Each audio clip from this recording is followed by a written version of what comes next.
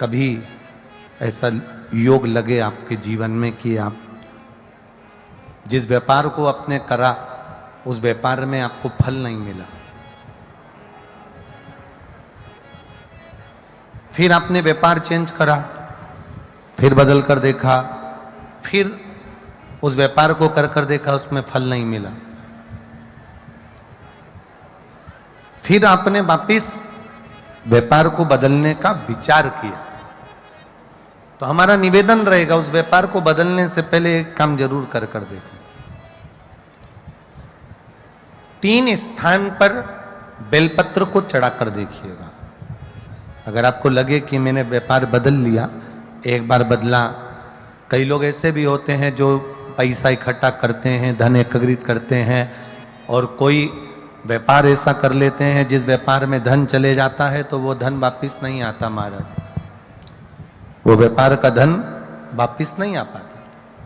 तो बड़े दुखी होता है कि भाई मेरा गया हुआ पैसा नहीं आ रहा, मैं बड़ा कष्ट में हूं, मेरा खुद का ही आ जाए ना तो मैं निहाल हो जाऊं, मेरा अपना ही नहीं आ रहा जो गया हुआ है, तो मैं क्या वर्णन करूं, उसको क्या कहूं। उनके लिए भी ये प्रयोग, ये शिव विद्येश्वर संहिता का ये भाव बड़ा सुंदर है महाराज।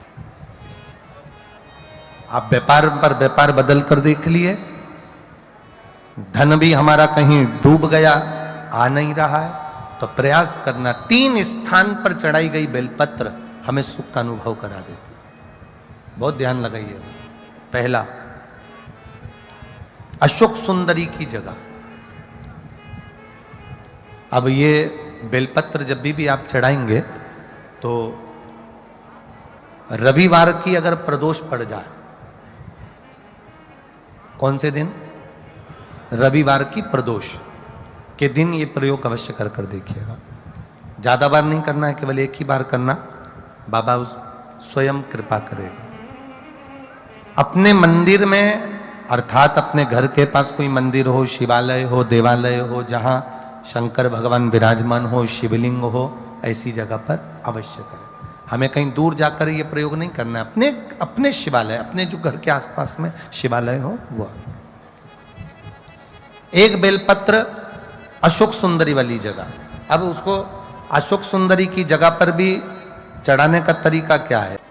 जब हम बेलपत्र चढ़ाएंगे तो उस बेलपत्र को चढ़ाते समय आपकी जो बेलपत्र की डंडी है, वो बेलपत्र, रविवार प्रदोष के दिन का ये उपाय है महाराज। ये बेलपत्र की जो डंडी है, इस डंडी का भाग शिवलिंग की ओर होना चाहिए। ये जो डंडी है, इसका भाग अशोक सुंदरी पर जब चढ़ाएंगे तो शिवलिंग की ओर इसका भाग होगा महाराज। दूसरी, बेलपत्र को जब हम समर्पित करेंगे, जया, विषहरा, शामरीवारी, दौतली, देव। मान लो जलाधारी ऊपर नहीं है शंकर जी के, तो उसका स्मरण कर कर 5 कन्याओं का नाम लेकर, जया, विषहरा, शामलीवारी, दौतली, देव, इनका स्मरण कर कर शंकर भगवान के शिवलिंग पर बेलपत्र रखेंगे। बेलपत्र कहाँ रखना है?